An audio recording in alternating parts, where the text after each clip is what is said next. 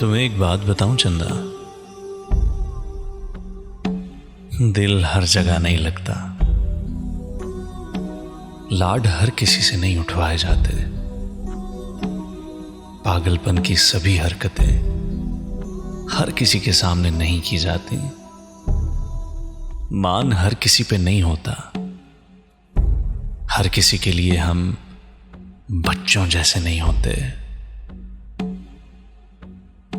खुली किताब की तरह हर एक की आंखों से पढ़े जाने की ख्वाहिश नहीं होती। कुछ लोग होते हैं, बस कुछ लोग होते हैं। कभी कहीं किसी भी हुजूम में निगाह नहीं रुकती। हजारों में, लाखों में नजर किसी एक पे ही टिकती है।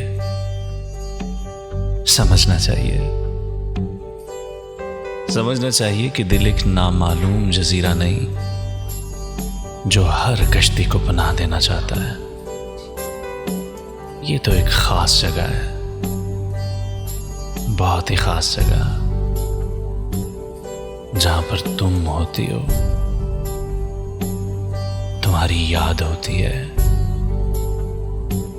तुम्हारी बात होती है, बस तुम होती हो, सिर्फ तुम।